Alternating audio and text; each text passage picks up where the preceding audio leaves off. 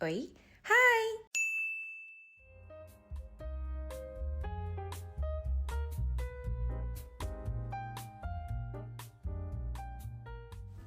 嗨，你好啊！呢度係蝦嫂聊天室，我會定期同你輕輕鬆鬆傾下偈，希望你會鍾意啦，多多指教。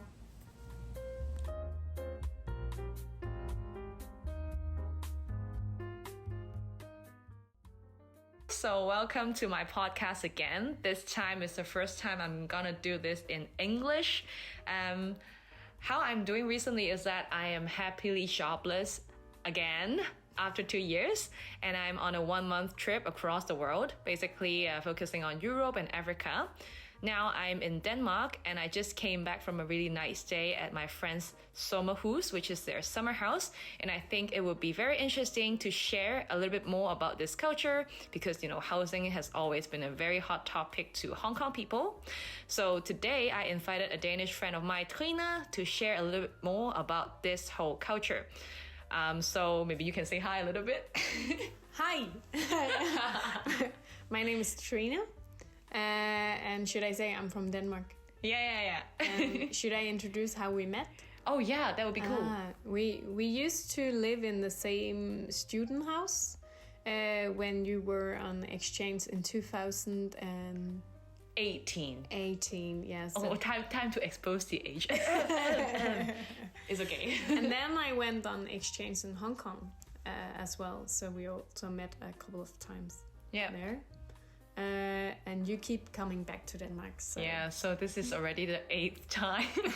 That's amazing. Yeah, it's a bit crazy. So now we're trying to make ourselves very cozy and comfortable, and we made some tea. So now this tea, I'm trying to do it in Danish, and then we explain it in Cantonese as well, and then we'll reveal the answer what is actually this tea. So this tea is called økologisk kamille tea.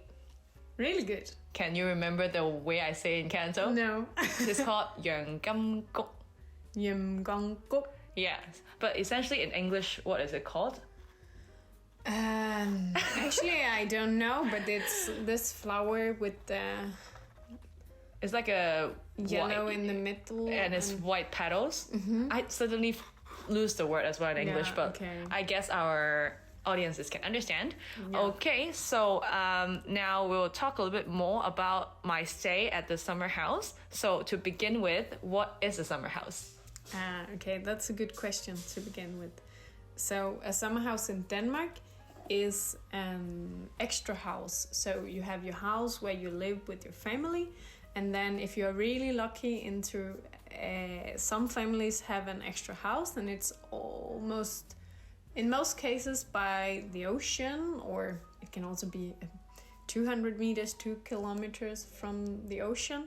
And it's a place where you relax, you have a cozy time there, spend time with family, you play board games, you read the book you forget to read during the weekdays. Yeah. All right. So, how long do you usually stay there when you go every time? Is it like 1-2 days, or is it like a week, or it really depends? It depends, I would say, but if I'm going there, it took us, 1.5 hours to get there, so I would stay for 2 days or a weekend. Yeah. But my parents, they live only 30 minutes from this summer house, so they could go there, have an afternoon tea or coffee, and then go home again, just to enjoy the relaxed area. Yeah. But my aunt, she is going there for 1 week at a time, and then going back again because she lives more far away from the house. Yeah. But some people, they stay there for even longer, so it depends on your schedule. So when you're like a child, do you go there for a longer time, or? Yeah, I think every summer holiday I went there for 1 or 2 weeks, and I thought it was so boring. Because, of course you can play in the ocean. Our summer house is just on the beach almost, you saw this. Yeah. But we were always told, you should be quiet, and no screaming, and no nothing, and but it is really nice, and I really appreciate I have this place now. Yeah, so basically if I recall the time when I went there, like everything seems to be quite normal to you guys, but I'm like so overwhelmed, like, oh, what is this like? And it's like happily surprised. So for the first time, I actually see a jellyfish in the ocean, and they look literally like the plastic bags. But you said you touched it before when you were younger, right? Yeah. We used to play with them. Huh? But, yeah, but like you how? should not do that. Okay. Just take it and then throw it after each other. I also heard that you guys will swim around and and actually yesterday I saw there's a guy who is like standing in the middle of the sea, because actually it's quite shallow, the water level, although it looks like really deep or whatever, but you can just literally walk, and then the water is only until maybe like, I don't know, like your thigh. And there's this guy who is like literally fishing in the middle of the sea, and I was like, okay, now this is shocking. And around the area, like the nature is very nice. And you told me about that frog, right? Like, can you repeat the name of the frog? Klokkefrø. Yeah, the klokkefrø, like, how does it look like? I think it's blue, a bit blue with orange dots, but I'm not totally sure about that. But the special thing about it is the sound it gives when it say something. It sounds like a bell, like a... But I cannot say it. It's okay. We're pretty but sure. It's very rare normally. So it's only maybe 10 days a year where you can hear it. Yeah, I really like being in the nature. Like basically yesterday before I slept, it's like how to say, it's like five senses kind of relaxation experience, because I saw the blue ocean in the afternoon, and at night I see the stars, and then I heard the waves, and then I didn't hear the frog, but I can imagine it would be pretty cool as well to hear that. And it's as though everything is absorbed, it's so quiet, it's so meditative, and I can just zone out for, I don't know, maybe for even up to an hour without feeling anything. Yeah, it's so good that we had the pleasure to welcome you in our summer house, because now I think we are thinking a bit, we should enjoy it even more, because you were so good at expressing yourself, saying, this is so beautiful, this is so nice, this is so calm. Because as you saw, my dad, he loves sports games. Yeah.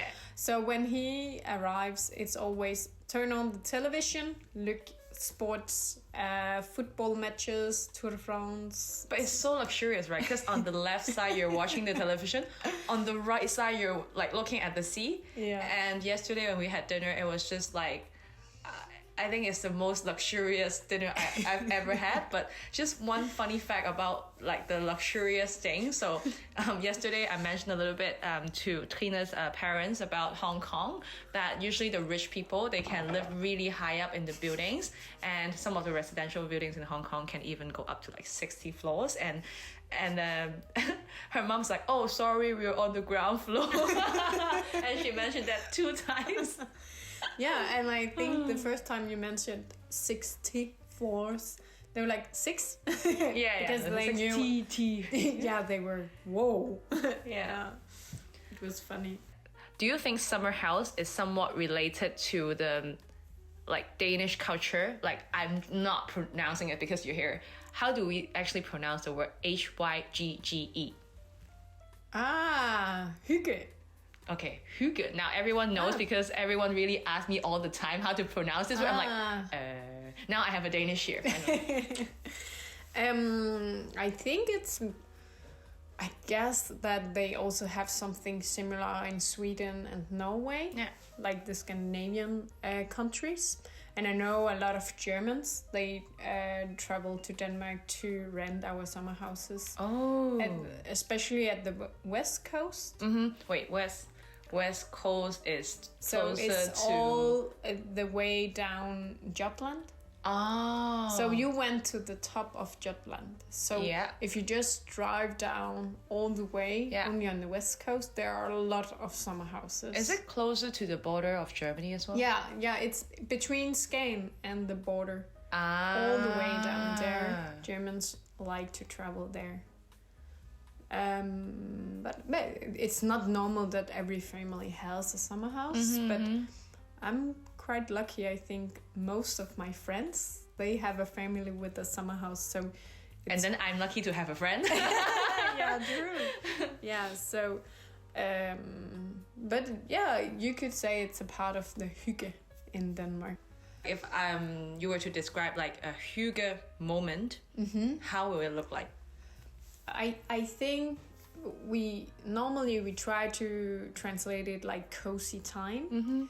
But imagine a fireplace and you sit around and you're small talking with your friends, or you have more deep conversations, and maybe you have some wine or a beer. We like alcohol. I'm getting the formula, you know, like I was talking alcohol and deep talk a friend. But we can also not drink alcohol. Yeah. Or a cup of tea. I would say this is a hygge moment. Nice. Now I'm experiencing this full Danish culture. Definitely. So you can put it into many things. You can also say hyggelig, which means the situation was really nice to me. I felt very comfortable. I had a good time. So, yeah. And maybe you baked the cake. And talking about the cake. Now we're gonna talk about the lamgun cookie, the Danish cookies. Yeah. So I think you kind of know that, like, in Hong Kong people's mind, Denmark is famous for the cookies. Yeah. But actually, do the Danish know about this? We talked a bit about it yesterday, and my parents, they were very surprised about that they should be famous, because we think, I don't know if I'm allowed to say it here, but it's okay, we can edit it afterwards. These cookies are, to me and to my parents, a bit boring. But we know them, but we don't know them as, these are very famous. We know Lego is famous. Yeah. Hans Christian Andersen. Yeah, not the cookies. But is there a particular type of pastry overall that you guys all really like, or? I think, I don't know what you call this pastry, but it's called wienerbrød. Wienerbrød? Yeah, a lot of Danes like that a lot. Or cinnamon buns. Cinnamon? What is? No, not China. Cinnamon. Yeah, and talking about that, it's called kanelsnegl. Yeah, kanelstang. Again? Kanelstang. Kanelstang. Stang. Kanelstang. Yeah. Oh, finally. But then, okay, so going back before the cinnamon roll, the other one is wienerbrød. And it's like sweet or savory? It's sweet as well. I think when I lived in Switzerland, they called it the Danish cake or the Danish something as well. Oh, maybe I should get it tomorrow. I don't even know if I've tried it before. Yeah, you should. We can Google it afterwards. Okay. I don't know if I can say it. Okay. That's pretty cool. But you definitely have to visit the bakery, Juno. Yeah. Which is very, very famous. Yeah. And I think it is I'm not sure. We can ask my roommate which one is the famous one.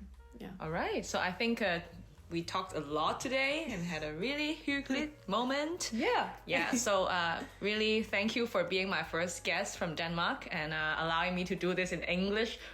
Super nervous not doing this in my mother tongue, but without alcohol, because last time when I did it in Mandarin, I had, I don't know, like 2-3 cocktails and like it's all cool. But now I'm like with some tea. Too conscious, but okay, I'll try. Okay, you did a really good job. Thank you. So thank you very much. In Danish is tusind tak for i dag. And see you next time. Hej. Hej. 循例啦，都要講嘅。如果你鍾意呢段 podcast，就快啲訂閱我個 channel 啦。有興趣睇我不專業嘅食評，都可以 follow 返我嘅 Instagram 嘅。我哋下次再傾過啦，拜。